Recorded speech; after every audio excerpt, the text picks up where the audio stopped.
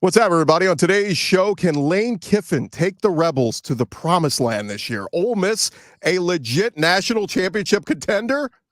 Locked on SEC starts right now. You are Locked On SEC, your daily podcast on the Southeastern Conference. Part of the Locked On Podcast Network, your team every day.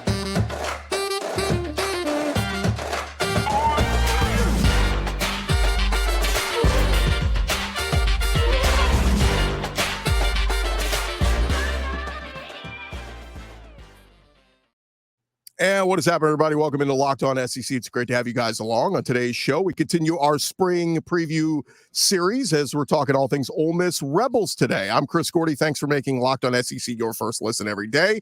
Shout out to our everydayers coming and checking us out each and every day. We're free and available wherever you get your podcasts and on YouTube. Part of the Locked On Podcast Network covering your team every day. And like we said, we continue our spring preview series. Today, we're talking all things Ole Miss Rebels. And our buddy, Stephen Willis, host of Locked On Ole Miss, joins us now. And Stephen, right off the bat, let me apologize. I'm wearing a Kentucky sweatshirt because that's where my wife went. But I just remember I have an Ole Miss t-shirt in the drawer. I need to probably invest in an Ole Miss sweatshirt. So if you can hook a brother up, that would go a long way. This would be the year, right? I try to tell people, like, Locked On SEC, I try to remain completely unbiased. We talk about all the teams, you know, the good, the bad. And, you know, with Ole Miss, they've always been the little stepbrother kind of. It's always been, they've had some nice years, but it's crazy to think, Stephen, Lane Kiffin has got this team that they just did something they never did with the double-digit win season last year and winning the bowl game. And he has got this team with the talent they have set up where at worst 10-2 gets you in the playoff and you're going to play for, compete for a national championship. It's crazy for some people to think that about Ole Miss, but this is a reality of where they are right now. Yeah, it's absolutely nuts. Whenever you're my age, and I've grown up my whole life being an Ole Miss fan, this was a foreign concept. This is something that other teams did. But you look at the total talent that's been accumulated on this roster, and it's nothing short of phenomenal. Start with the quarterback room. And you have Jaxson Dart, who is going to be a Heisman candidate. He's probably the most marketable winning quarterback that is out there at the moment. But then you have Walker Howard, which you know a ton about. He's from Lafayette, Louisiana. And then you have Austin Simmons, who might be the most talented player to ever sign with Ole Miss. And he's done this across multiple rooms just quietly through the transfer portal, and it's just nothing short of remarkable by Lane Kiffin. Talk about him and his approach, because it is fascinating. This is going to be a great case study because we talk about the day and age of NIL. Ole Miss had a lot of catching up to do. The Grove Collective, they created it, that they had to drive. They had to teach Ole Miss fans, hey, look, if you want to be serious about this, you've got to make your donations and get this thing up and running, and we'll make it worth your while, but come be a part of building something here. And the Grove Collective really, has grown tremendously here. But the approach we saw a couple years ago, Jimbo Fisher and A&M, they took NIL and bought a recruiting class. Basically, I don't want to, no disrespect to A&M, but that's what they did. They bought a bunch of 4 and 5 stars, and it didn't really pan out. They had some kids who were troublemakers. They had some kids who hit the transfer portal immediately and all this. Whereas Ole Miss is taking an interesting approach. They're saying, we'll still recruit, but we're going to use this NIL money for knowns, whereas recruiting is unknown. We don't know if this 4-star is going to pan out. But going and getting guys who were established, who were stars at South Carolina and Florida and Alabama, and bringing them in, we know these guys can play. And I think it's a fascinating case study. You have an interesting situation to where, like in 2022, that kind of same thing that bit Texas A&M bit Ole Miss as well. The transfers, you ended up with a team of front runners to where at the end of the year, Ole Miss ended up losing to Arkansas, Mississippi State, and Texas Tech. And you thought, hey, this transfer portal thing, it just won't work. Well, Lane Kiffin learned from that, and it's like, hey, this is what we need. We need to make sure that we are good to go in these tentpole positions, and tentpole positions being quarterback, wide receiver, and defensive line. Once those rooms are in order, you can count on them to kind of lead your football team, and you become a much more mentally tough team. In 2023, this team was competitive as hell. You had Jaxson Dart going through basically, even when everything didn't work right, games that Ole Miss traditionally have lost. He ended up leading the team to victories against Arkansas, against when it wasn't quite right against Georgia Tech. He was able to figure it out in games that traditionally have been danger. And Lane Kiffin saw that, hey, these tentpole positions, if you can count on them to lead your team, you're in really good shape. And you move into 2024, you have Jaxson Dart as a third-year starting quarterback. You have J.J. Pegues, who quietly in a room that's going to have Princely, Umanmielen, and Walter Nolen, you have J.J. Pegues that is kind of a leader on that team. You have at the wide receiver position a returner in Tre Harris, mentoring somebody like Deion Smith, somebody like Juice Wells. And you can see where this team can accomplish at different levels than they have traditionally. It is just fascinating, the pieces that they have added. And I kind of want to stick just on the offensive side here first. You mentioned Jaxson Dart and what growth he had last year and developing. And we had heard it during the spring. Oh, he's cut down on the interceptions and all this, but we saw it as the season went along, man. I mean, he really did a better job of taking care of the football and being a playmaker. And being a playmaker is easy when you got Tre Harris coming back, when you got Jordan Watkins back.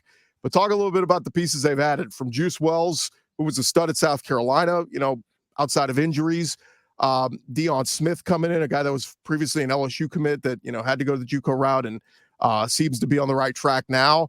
But bringing back, a ton of guys on the offensive line, Caden Priestcorn at tight end, Ulysses Bentley at running back. I mean, this offense looks like just weapons galore. Yeah, I think this offense has a chance to be very Tennessee 2022 like. Honestly, you have Tre Harris, who I think is going to be the best wide receiver in all of college football next season. He's somebody that if he wouldn't have got hurt and missed a quarter of the season, would have ended up with 1,400 yards receiving yesterday, because the games he missed were against the cupcakes where he was going to put up the numbers against. So him coming back with a security blanket, he rooms with Jaxson Dart the night before the game and on the road. They have a ESP connection. He is mentoring Juice Wells and Deion Smith. We talked about just a second ago. He's a guy that played for LSU, ended up transferring out. He'd been trying to get into Ole Miss for like 2 years. He ended up going to East Mississippi. It didn't work out. He went to Holmes. This guy has Randy Moss level talent. Yes, I said that. But the problem is he going to make it to the season? And how long is he going to be there when it happens? But when you look at the wide receiver room, you have Tre Harris, you have Jordan Watkins, who was Mr. Reliable on Ole Miss's team a year ago. You have Juice Wells, who was South Carolina's best option coming into last season. He was injured through most of it.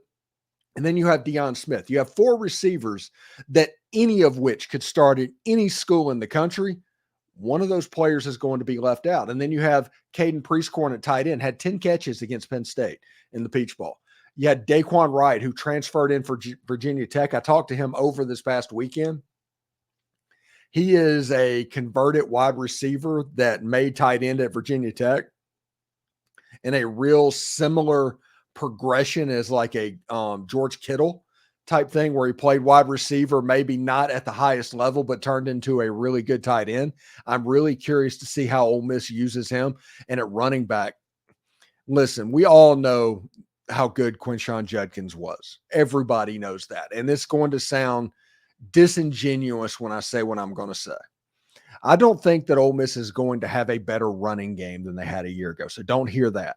But I think the offense, because of how dangerous Ulysses Bentley can be, might be a little bit more of a dangerous, explosive offense than a year ago.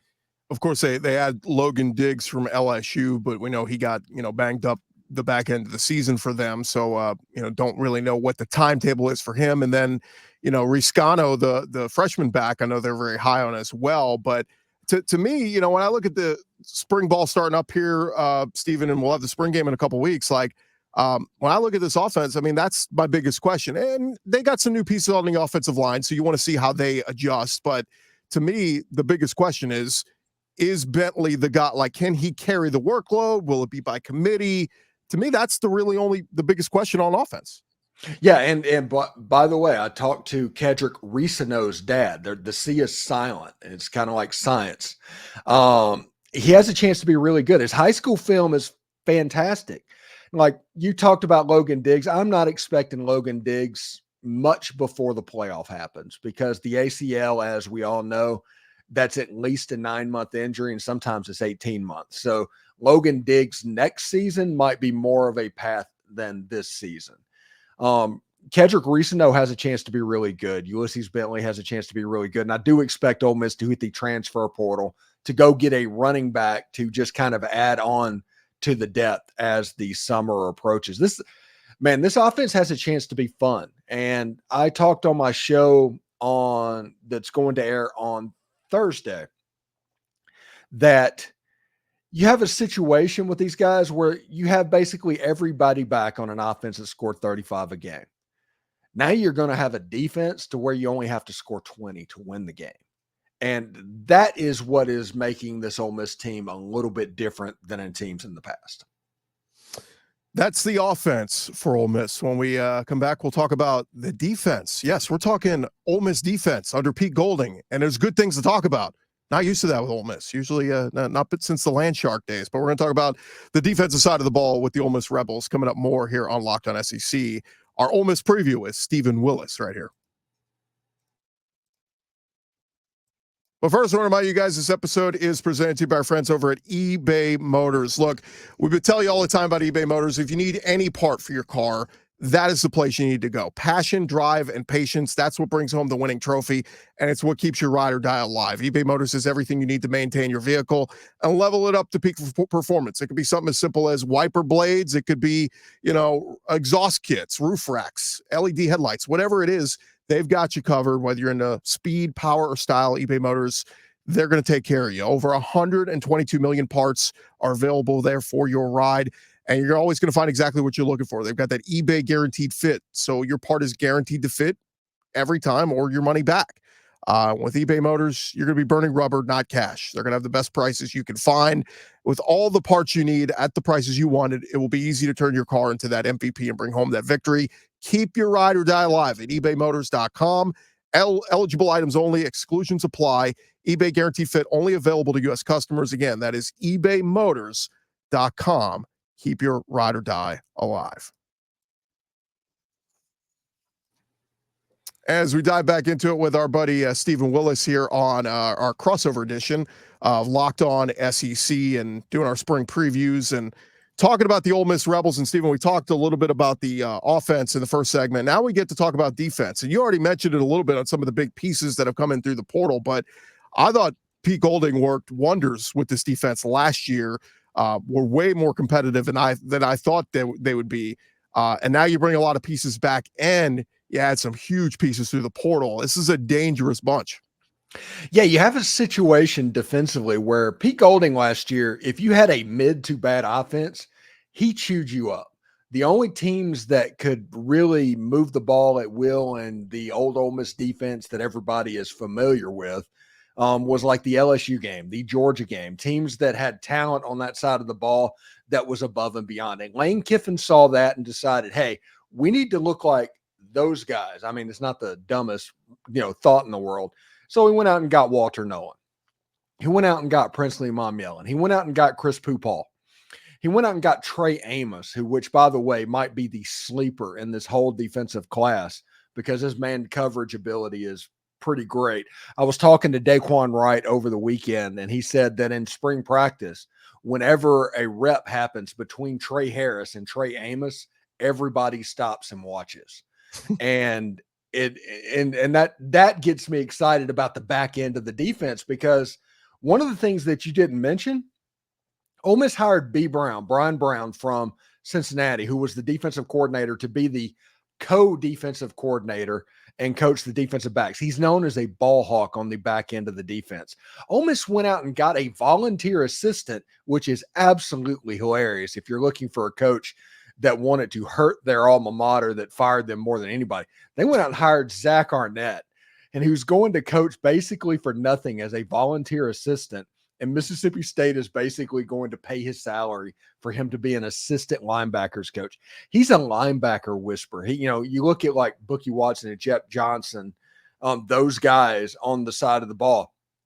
Jet Johnson's not a great linebacker. Jet Johnson was really good in that Zach Arnett system because of the way he used him.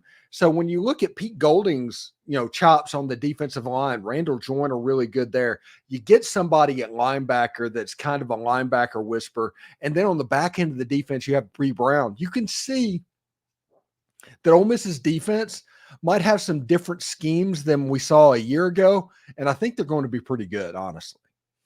Any concern in the guys you lose, like some of your leading tacklers, like C. Strunk and, obviously your leading sacker last year, Cedric Johnson. I mean, you do lose some pieces back there, but like we mentioned, I mean, it feels like you are upgrading in a couple spots when you bring in a Walter Nolen and Trey Amos and some of those other guys.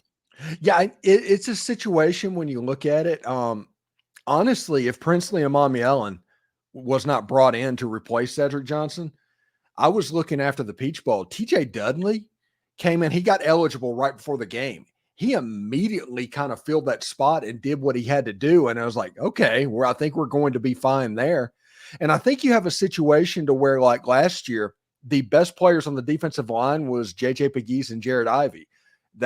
Those were the two alpha dogs. And then you add Walter Nolen and Princely Umanmielen.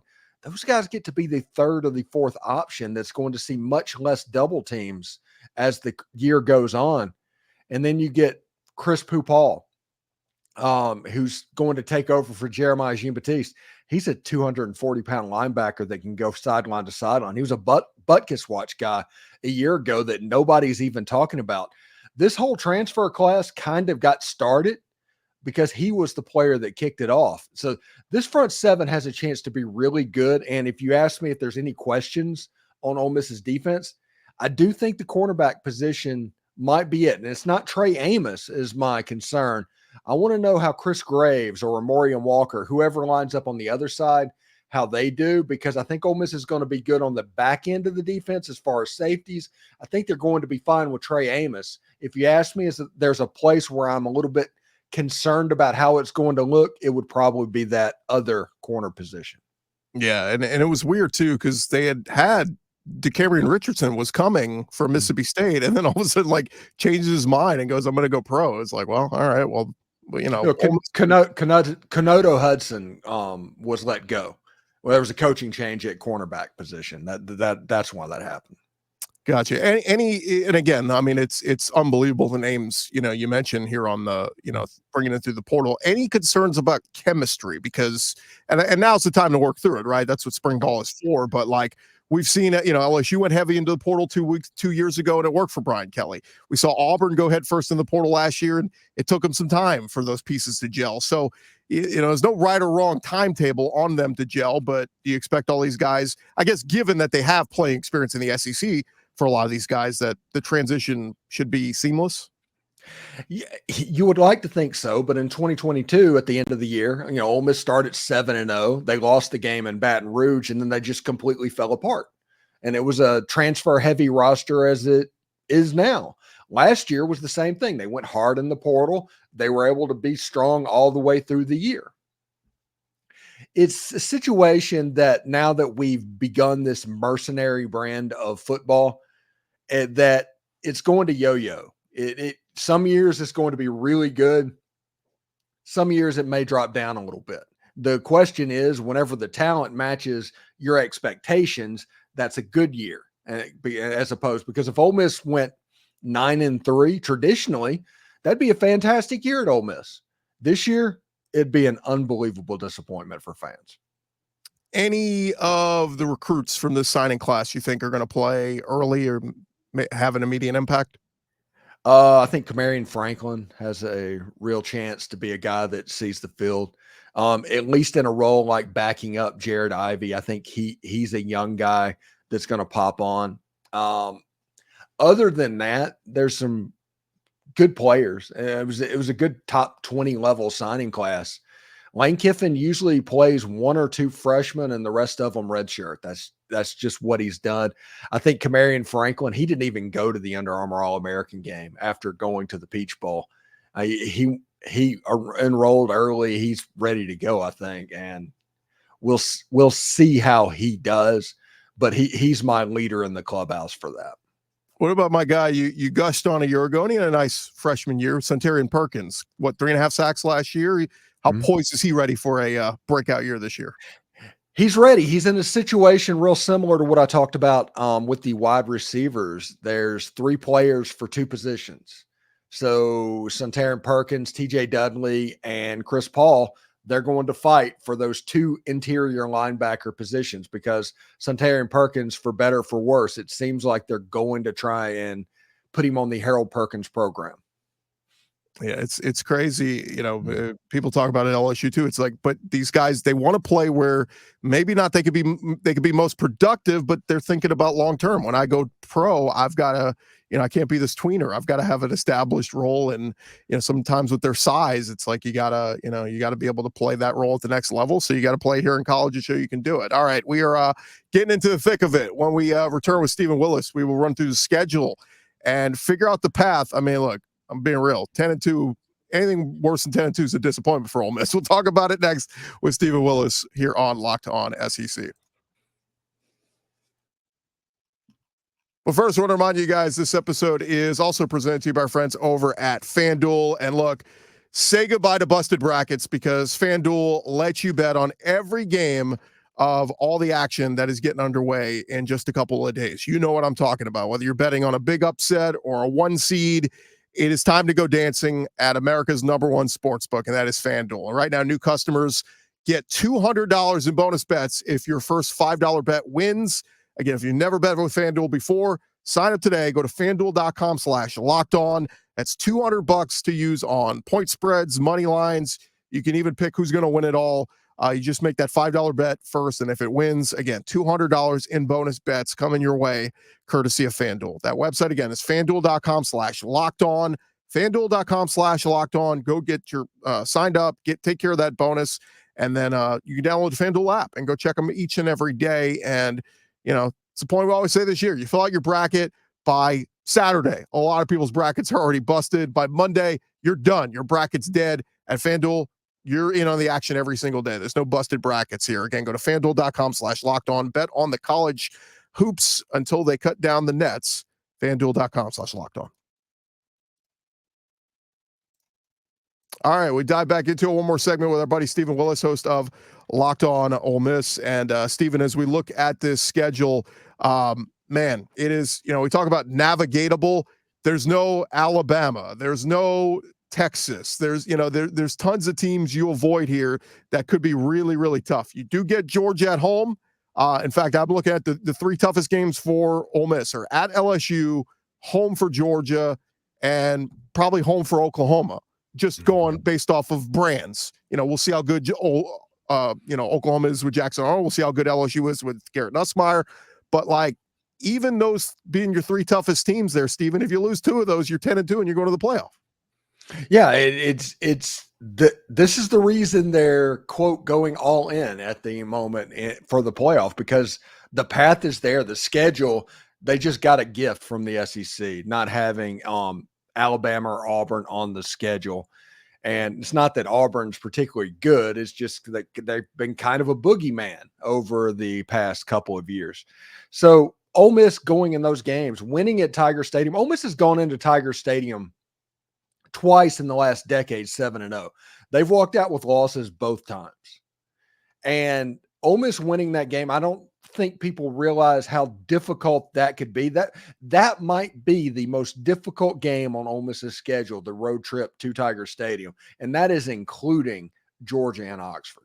It's a rivalry game, and even if you look on paper and say Ole Miss has a stronger roster than LSU, none of that matters. It's a rivalry game, and it's tough to play. LSU last year with Jaden Daniels, if they're playing that game in Baton Rouge, LSU probably wins. They played in Oxford, they lost. So it's always tough to play in Baton Rouge, and you're right. I mean, Ole Miss will have to play a clean game that day to get a win. Yeah, and I'm telling you, there may be no rivalry in all of college football that is as special as the Ole Miss LSU rivalry when Ole Miss is good. When Ole Miss is mediocre, it can be discounted, it can be discarded. that is a special rivalry that has echoes of back in the late 50s, early 60s when Ole Miss is good and LSU enjoys that game. I think the LSU fan base enjoys that game when Ole Miss is good. And it's nice to me that Ole Miss is on that level to where this game has a chance to get fun again. What do you make of the Georgia game? It's the third to last game of the season. It's November 9th. It's late in the year. Georgia, if they win in Alabama, win in Tuscaloosa early in the year, I mean, they very well could be undefeated going into that game. Again, what do you make of that game? Because we saw it was a tough one last year in Athens. Yeah, Georgia has to go to Tuscaloosa. They have to go to Austin, and then they go to Oxford. So people talking about how easy Georgia had it a year ago, you remember that storyline? Well, this year I hope they at least put in the equal amount of press in the fact that this schedule is absolutely brutal. And the way it's set up, it could be a situation that Georgia wins in Alabama. And honestly, they probably should win in Alabama. In Texas, that's going to be a really hard game. Maybe Ole Miss is the school that gets them. I think that Ole Miss does have the benefit of the doubt of dealing with the fact that last season, Georgia just walked straight through them. There's no way that Georgia is going to say that, okay, we need to really be up for these guys because they all know that they just walked right through them a year ago. That's an advantage, it being in November with Ole Miss completely circling that game, everybody circling that game for next season. It's a situation that could be dangerous for the Georgia Bulldogs. I look at the start of the schedule, and you mentioned Ole Miss having a couple times starting 7-0. To me, man, you open with Furman, Middle Tennessee, you go to Wake Forest. That's your tough non-con. Then you get Georgia Southern, and then your first home game in the conference is Kentucky at home. Brock Vandagriff, we'll see what he looks like as the starter for Kentucky. Then your first road trip at South Carolina, but they're going to have a new quarterback, most likely Lenore Sellers, before you get that road trip to LSU. I just look at that and say, how is Ole Miss not 6-0 at that start? Yeah, that's the reason. That place and all of the Cajuns, they're going to be completely jacked up because Ole Miss is going to come in with a 0 next to their name on their loss column. And whenever that happens, it's like a switch gets flipped and it's like, okay, we need to take this seriously. And that game is probably, it's not going to be a 2:30 CBS type game, but it's probably going to be like a 7 o'clock ABC game. And then you deal with the night game in Tiger Stadium. And I'm people that don't understand it, especially Ole Miss fans or whoever, that place can be different when a big game is in the offering. That Oklahoma game is fascinating just because, okay, Jackson Arnold's a 5-star quarterback. He's got, very highly touted and all that. But, I'm so fascinated to see how Texas and Oklahoma are going to adjust because there's going to be a transition period with coming to the SEC. And there's always that tough game. Like I look at Ole Miss having to go to Arkansas, to Florida. Those are wins on paper, but it's the SEC. Those are one of those games that sneak up on you. If you're not ready and you turn the ball over 3 times, you lose. I have no idea what we're getting in this Oklahoma team this year. Ole Miss hasn't won in Fayetteville since 2008. I mean, if Ole Miss plays them in Oxford and Little Rock, they beat them fine. It's no problem. But for whatever reason, Fayetteville just has the black magic on them. And, Florida is going to be difficult because it's Florida. That's a situation to where you have to be careful not to lose to the name on the side of the helmet as opposed to the actual players you're playing against. So they're going to have to fight against that. But it being in November, who knows if Billy Napier's even around at that point.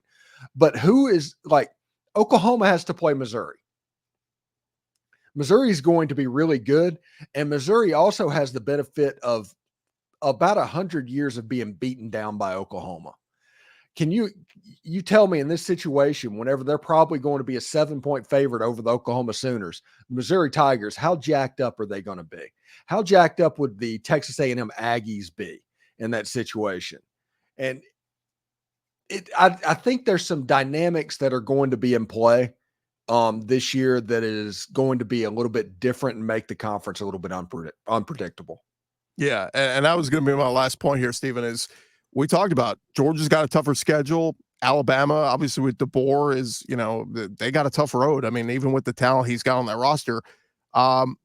Is there a scenario you think where even like if Ole Miss goes 10-2, they could still be in Atlanta. Like we could have 2 10-2 teams playing for the SEC title. Yeah, that's possible. That's I don't want to say go as far as saying likely, but I think it's really possible. And I think it would be absolutely hilarious if in Atlanta it was Ole Miss and Missouri. That would be hilarious in a year that Texas and Oklahoma come in. But I mean, we'll see what happens. There's no division, so technically it could be Ole Miss and LSU again in a rematch. I think there's a realistic case, Stephen, where we could have 4 or 5 10-2 teams where tiebreakers all come into play. And it's like if Ole Miss lost to LSU, but they beat Georgia head-to-head, they're in over Georgia. You know, it's just like craziness could happen there with tiebreakers. But by some realm of the possibility, some people are going, well, screw it. We don't want to play the extra game. We want to be 10-2. We know we're in the playoff. We'd rather sit at home conference championship weekend. So it's the conference champions. The championship games are meaningless now. It's like having an AFC East champion. It's just being real.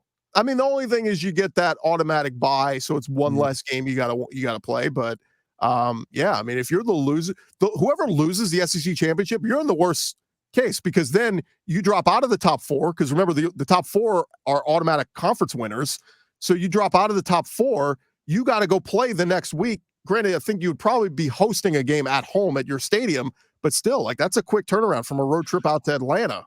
Well, picture this, and the people that are talking about the conference championship games, this is why they're in jeopardy. Let's say the scenario of 5 teams with 10-2 records come to fruition, and one of the teams plays another 10-2 team. One of those teams are going to go from second in the conference to losing that game and potentially missing the playoff.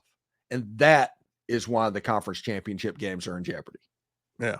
And that's why Greg Sankey is saying the SEC should get 3 automatic bids and hey, a bigger share of the pie because we got the big dogs. It's funny. Somebody today said the SEC had a Texas and Oklahoma. You got another conference that had Cal and SMU. Like we're not all created equal. We're not all the same. We deserve not the same. We deserve a bigger share of the pie. Stephen, before we let you go, what's we talked about running back and all that, but what is the one thing you're looking forward to most with the spring game coming up in a couple weeks? I'm looking forward to seeing Austin Simmons and Walker Howard go at it. This is kind of like an introduction. I call it the Cold War for the 2025 quarterback competition. Jaxson Dart's a little bit limited because he had a procedure in January. So you get to see Walker Howard and Austin Simmons take that step. So I'm really curious to see what they look like. So is Dart? We're expecting him not to play in the Grove Bowl or be limited? Oh, he's limited. Why pushing in a situation like the Grove Bowl? I mean, he's going to be fined. It was just a situation maybe where he got cleaned up. But yeah, I do expect to see both of those players. And Kedrick Reeson, though, I am interested to see what he looks like in the run game as well. I learned something today. The C is silent. We'll make use of that. He is Stephen Willis, host of Locked On Ole Miss, and does a great job there. And Stephen, always good to talk with you, man. And we'll do it again real soon. Appreciate it, bud. And if you ever need me, let me know. All right. Thank you guys for making Locked On SEC your first listen every day. Shout out to everydayers. Come on back tomorrow on the show. And hey, go make your second listen. Go make it Steven over there at Locked On SEC or Locked On Ole Miss. Or check out Locked On Sports Today, streaming for you 24/7 on YouTube. This has been Locked On SEC. We'll talk to you guys tomorrow.